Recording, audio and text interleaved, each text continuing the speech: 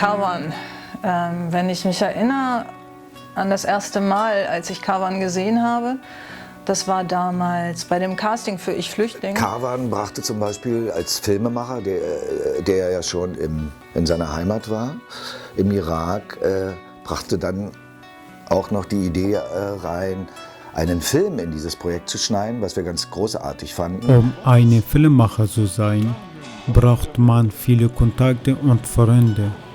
Ich denke, der beste Ort, Freunde und Kontakte zu finden, ist das Fitnessstudio. Ich dachte niemals, dass ich zum Beispiel im Fitnessstudio so viele Filmemacher kennenlerne und so weiter.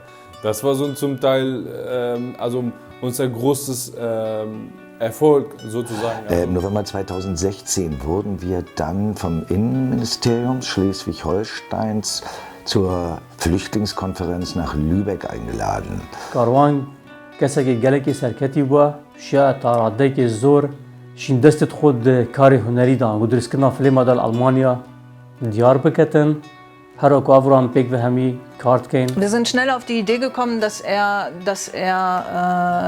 dann auch einen Film drehen kann für unser Theaterprojekt. Kavan sagte, ich möchte gerne zeigen, wie es ist, wenn ISIS in meiner Heimat in Kurdistan ein Dorf überfällt, wie es ist, wenn Menschen sterben müssen durch ISIS, wie es im Moment ist, wenn man dort lebt, in meiner Heimat und Angst hat.